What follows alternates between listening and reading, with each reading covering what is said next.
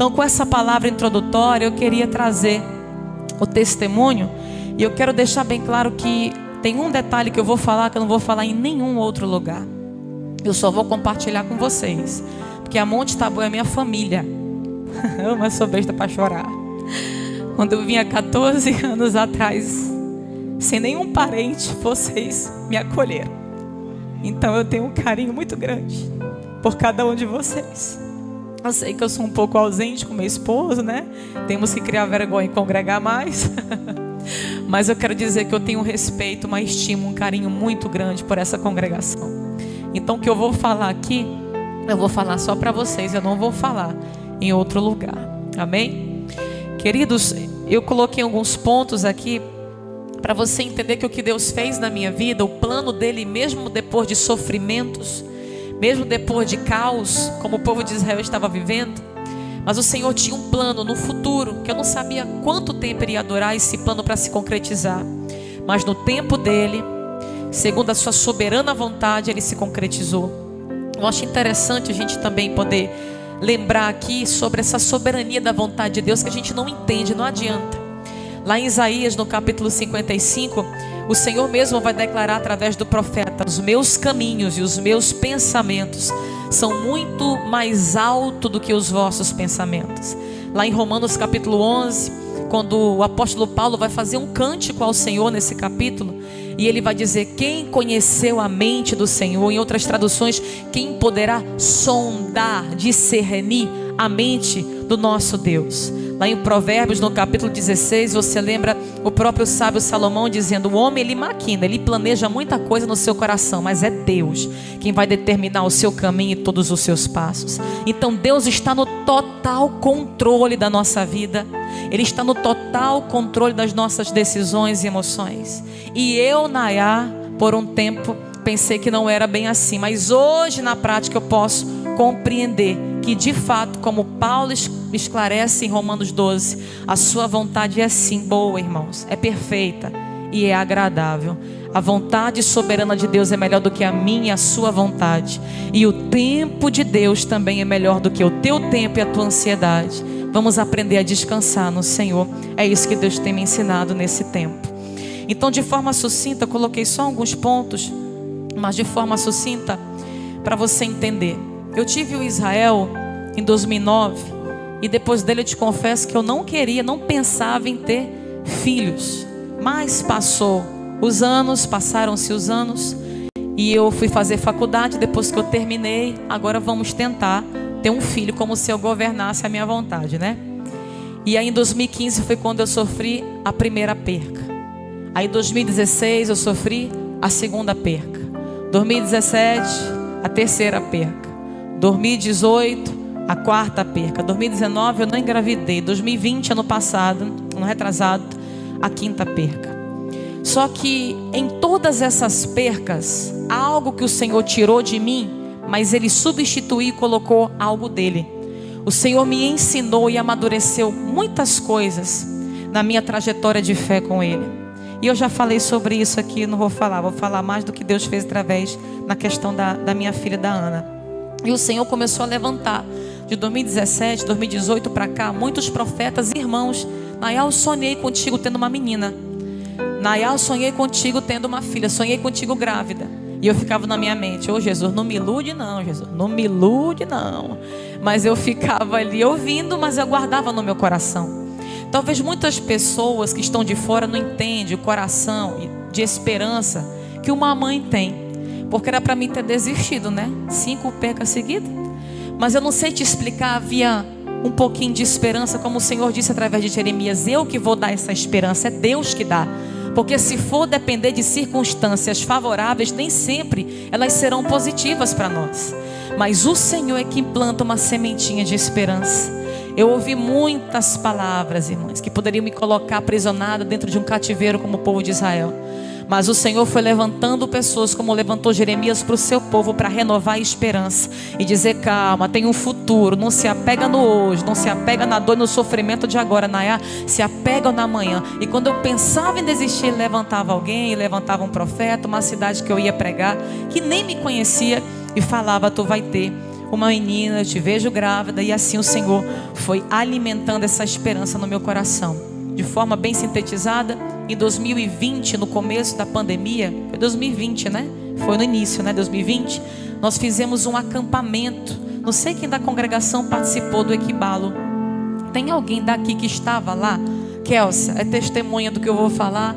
Tinha alguns jovens lá. Nessa manhã o Senhor, na noite, aliás, do sábado, Deus usou o pastor Giovanni, aquele que ministrou aqui. Teve até uns batismos com o Espírito Santo aqui de Araguaína. E ele começou a ser usado pelo Senhor e dizer assim: olha, ele não sabia da minha vida. Eu não conhecia o pastor Giovanni, meu esposo conhecia, mas eu não. Ele não sabia da minha história.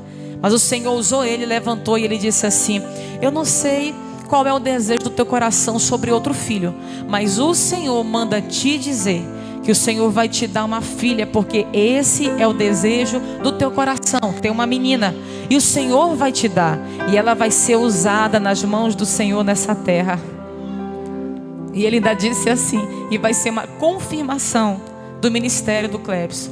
Eu não entendi, eu esqueci a profecia. Com 2 meses depois, pandemia, né, meu irmão? Só dentro de casa, engravidei. Em 2020, quando eu engravidei, eu fiquei com uma fé tão grande, irmãos, como nunca. Uma esperança que eu me agarrei tão grande. Agora vai. Passou um mês, aquele medo. Ai meu Deus, não vai. Agora passou um mês, vencemos. 2 meses, 3, nunca tinha ido tão longe. 4 meses de gestação. Então eu tive, não lembro se eu cheguei a ter um sangramento. Sei que de repente eu fui fazer uma ultrassom de rotina e o doutor disse: não tem mais batimento cardíaco. O irmão, saí de lá desolada, segurando o choro para não mostrar fraqueza para ninguém. Mas quando entrei no carro, comecei a chorar. Senhor, tu não disseste, Senhor, que tu ia me dar de novo, Senhor, de novo. O Senhor falou na frente de tanta gente, eu acreditei. Também não acredito mais em profeta. A rebeldia quis entrar. Não acredito mais no negócio desses profetas, não. Tadinho do irmão Giovanni. E aí, não foi só ele, entre outros, né? Passou o tempo, perdi. Mas nessa perca algo diferente aconteceu. Porque quando ele falou que não tinha mais batimento, veio aí uma fé do Clebson Bandeira na minha vida. E já era de tarde, eu falei: eu vou entrar para dentro do quarto, ninguém bate, ninguém me incomoda. Eu fiquei dentro do quarto. E eu fiquei orando até de noite, irmãos, pedindo para Deus ressuscitar. Porque eu iria fazer um ultrassom no domingo na segunda-feira de manhã. Mas foi acho que uma sexta, e na segunda eu ia fazer ultrassom. Mas naquele dia eu comecei a orar e dizer: Senhor, tu podes. A tua palavra diz, a tua palavra que diz: se creres verás a glória de Deus. Ainda que esteja morto, viverá. E eu sozinha ali, com o rosto no pó, orando. Que eu dormi. No que eu dormi, eu tive um sonho. E nesse sonho, irmãos, eu entendo que foi uma direção de Deus. Que desde esse dia, eu falo disso, eu não sinto mais dor. Eu não sinto mais sentimento de cobrança, porque eu tive sentimento para com Deus, não vou mentir para os irmãos. Mas nesse dia que eu tive um sonho, que eu comecei a orar, eu sonhei que eu estava numa mansão muito bonita, muito linda, e tinha um jardineiro, tipo aquelas governantas que cuidam das mansões, dos ricão aí. E aí esse homem era tipo um responsável por esse lugar. O jardim, irmão, era coisa linda. E tinha um sofá dentro dessa mansão muito chique, igual o sofá do pastor do pastor Jessé. Aquele sofazão chique mesmo. E aí ele foi e ele começou a chama as crianças. Irmãos, veio 4 crianças. Eu estava com um morto, a quinta. Aí sentou um menininho, outro menininho, uma menininha, que eu já perdi uma menina, e outro menininho. E não, ele não falava, mas ali eu entendia que aquelas 4 crianças eram meus filhos. E eu entendia que ali era o céu. E na hora que eu vi aquilo, ele fala, aí vinha uma outra pessoa com um caixãozinho e com um menininho, porque quando eu perdi, não deu para ver o sexo, eu não sabia que era um menino. Quando nasceu do aborto, foi que eu vi que era um menino, mas no sonho, Deus mostrou que era um menino essa perca. E veio um menininho muito parecido com Israel no caixãozinho. E quando ele chegava e se aproximava, eu olhava, meu Deus, mas parece com Israel, é tão lindo. Aí eu entendia que era o filho que estava no meu ventre, isso no sonho. E ele falava assim, calma, pegava no meu ombro, calma, Nayá. Logo ele vai se juntar com essas outras crianças aqui. Elas estão bem, descansa. E eu acordei. E naquele dia, eu fiz um voto com Deus. E eu disse: Senhor, chega. Eu, Nayá, não quero mais tentar e passar por essa frustração. Mas tu colocaste uma esperança que nem eu entendo por que eu persevero nisso. Mas, Senhor, se essa esperança que eu tenho é porque tu ainda tem um projeto de me dar outro filho, eu te peço, me dá uma filha mulher.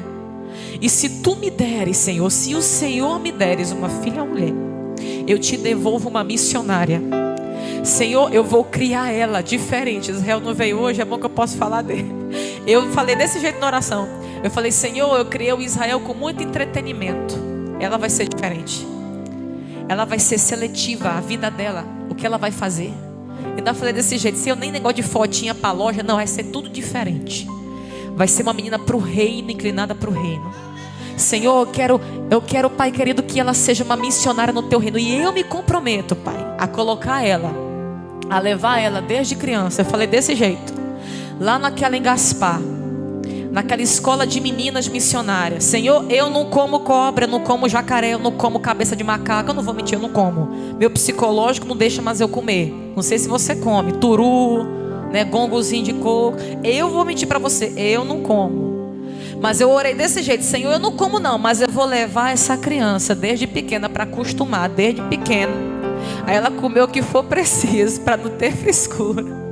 E para ela crescer e servir teu reino sem dificuldade. Agora, Senhor, o coração do homem eu não posso inclinar. Eu vou fazer minha parte, mas que o Senhor volte o coração dela para ti. E tem mais uma coisa, Senhor. Se o Senhor me deres essa menina, Pai, quando ela tiver 1 ano de idade, eu vou fazer um culto lá na minha casa, no aniversário dela, e chamar de esquina a esquina todos os meus vizinhos, e eu vou falar do Senhor para essas pessoas. E tem mais uma coisa: se o Senhor me der uma menina, Pai querido, e me confiar a vida dela, Senhor, e me ajudar a criar ela nos teus caminhos para a obra missionária, eu te peço também que o Senhor venha colocar dentro dela, Pai, a chama, a ousadia e a coragem que tu deste para o meu esposo. O Clebson não está deixando sucessor e nem um legado de sucessor no sentido de um preparo, como Moisés fez com Josué. Mas, Senhor, que tu possa, Pai querido, o que o Senhor deu para o Clebson, fazer que a Ana dê continuidade debaixo da tua unção. E aí eu não lembrava da profecia do pastor Giovanni, que ele disse depois. Eu fui saber esses dias que eu fui lembrar, que ele falou justamente isso, que seria uma confirmação do ministério do pastor Clebson Bandeira. Então, olha os mistérios de Deus. E para mim já concluir, quando eu engravidei, eu falei: Clebson, eu não vou postar nada, eu não vou falar nada para ninguém. Poucas pessoas sabiam. Quem me via se espantava: oh, gente, faz tempo que eu não te vejo, até com bucho. Pois é, não contei até vocês, pouca gente sabia. Mas quando eu fiz isso, foi uma orientação de Deus ficar mais na minha mesmo. Passando-se um tempo já, então quando eu descobri da gravidez, pulei isso aqui que eu já tenho 2 pontos, eu vou já orar. Quando passou esse tempo da gravidez, eu pulei uma parte. Quando eu fiquei sabendo, olha o mistério, quando eu fiquei sabendo que eu estava grávida, estava tendo uma conferência com o pastor Jabes de Alencar, lá na Jerusalém à tarde. Não sei se vocês lembram, alguém foi daqui. Nesse dia eu descobri que eu estava grávida. Eu tinha acabado de perder um bebê. Tinha nem 1 ano. Quando eu engravidei em 2021 já, que eu fiquei sabendo que eu peguei ali o teste, eu mostrei para minha esposa e comecei a chorar. Olha a fé da mulher: meu Deus, de novo vou perder. Olha, depois de 2020 ter pedido, ter orado, né? Pedi, fiz um voto com o Senhor.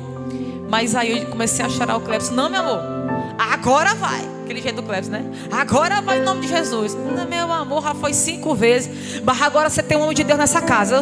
Eu não sou menino do buchão, não. Eu sou profeta. E eu estou dizendo que agora vai, em nome do Senhor Jesus. Sai, Satanás. Aí fez aquela jeito dele lá. Aí eu sem acreditar, sem esperança. Bora lá para a conferência. Aí eu vou: não tem nem cabeça para ir para a conferência. Você vai, que você não se governa. Você não anda por sentimento. Nós vamos juntos. E aí nós fomos juntos, eu, ele e o Israel.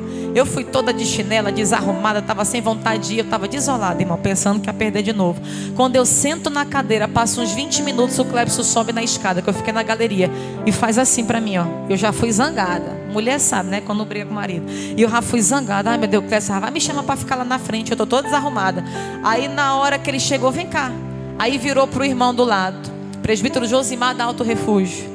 e falou bem assim: fala para ela o que o senhor acabou de me falar quando eu cheguei na igreja. Eu não vou falar não, o senhor que vai falar. E ele não entendendo nada, ele falou assim: tu lembra que 4 anos atrás eu coloquei a mão na tua barriga, na Alto Refúgio, quando tu pregou, e eu orei por ti? Lembro vagamente, irmão. Pois é, eu orei, mas chegou o tempo da promessa a se cumprir.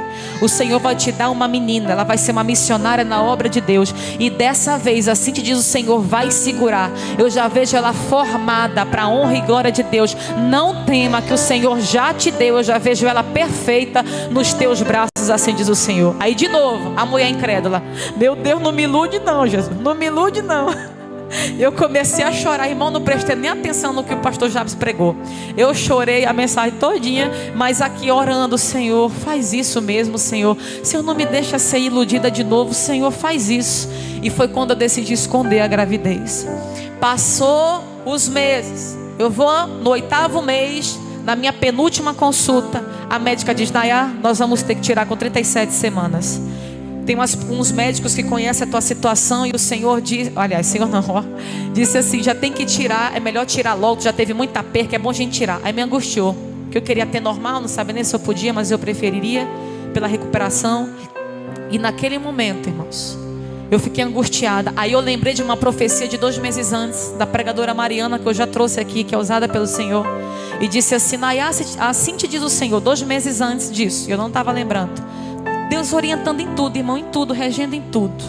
E aí falou assim: o Senhor manda te dizer que essa criança vai nascer antes das 40 semanas. Não é para tu temer, confia, porque Deus vai te dar um livramento. É um livramento que o Senhor está trazendo na tua vida e dessa criança.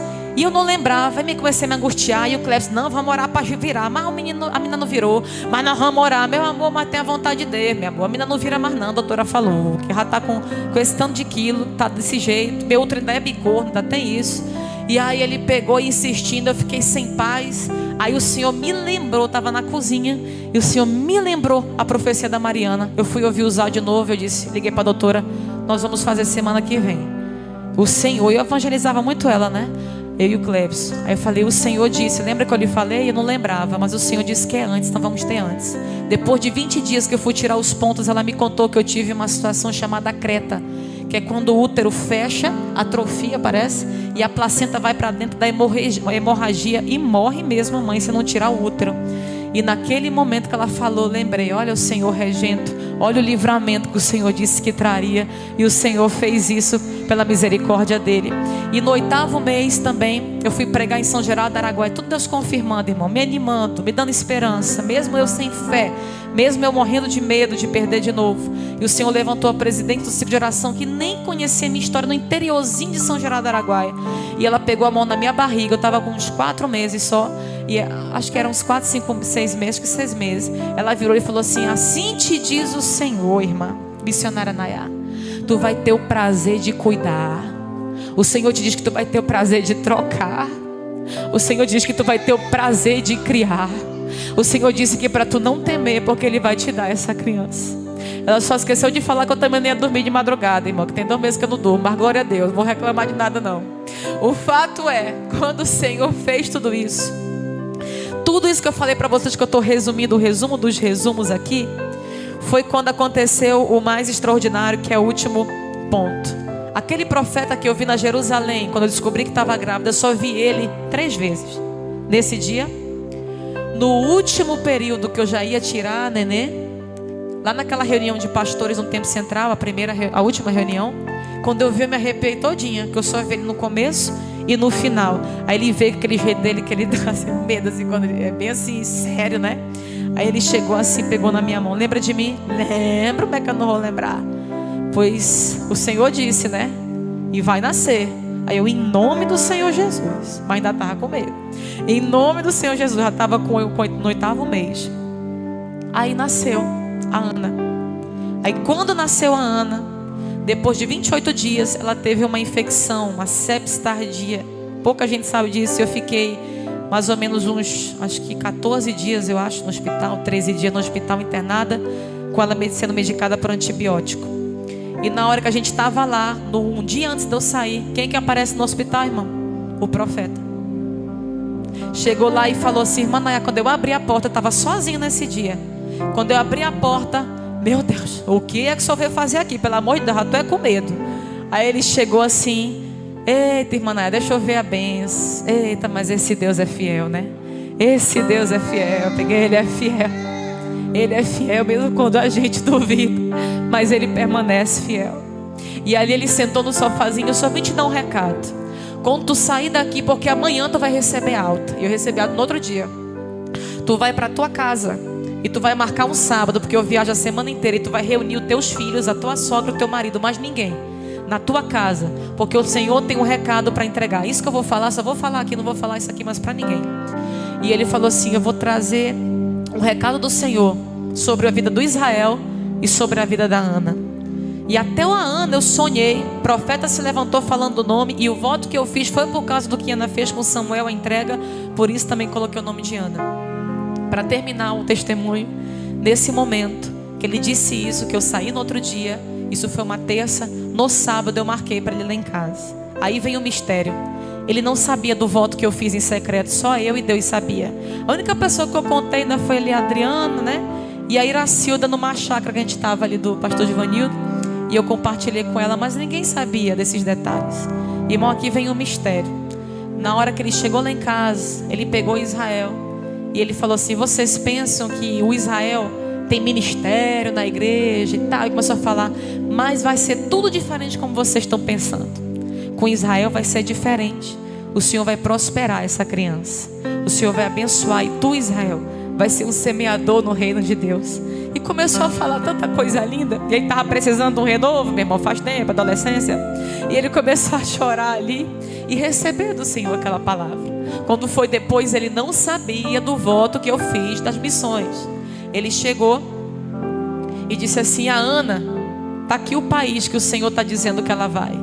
Aí mostrou o país da África, a nação da África, esse continente, mostrou para a gente, aquelas crianças dançando, um vídeo que está rodando. É para esse lugar que o Senhor chama essa criança. Essa criança é para vocês esconderem. Orem sobre essa criança. O Senhor tem um chamado sobre ela. E o Senhor me trouxe aqui para ungir essa criança. Aí ele pegou o óleo, irmãos, foi muito forte. Pegou os 2 pezinhos dela e ungiu. E começou a orar.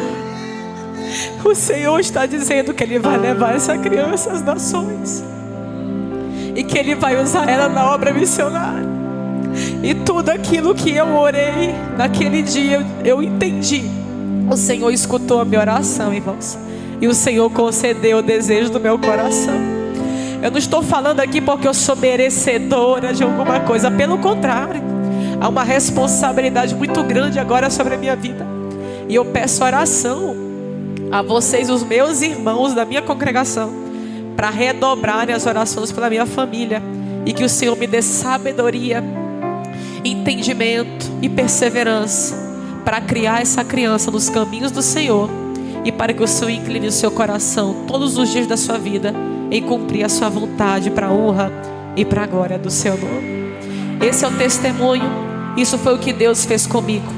Porque lá em Jeremias, no capítulo 29, no versículo 11, ele diz: sou eu que conheço os planos que eu tenho para vocês, diz o Senhor, planos de fazê-los prosperar e não de causar dano, plano de dar a vocês esperança e um futuro. Então vocês clamarão a mim, virão orar a mim, e eu vou ouvir a vocês. Gostaria que você ficasse de pé, por gentileza.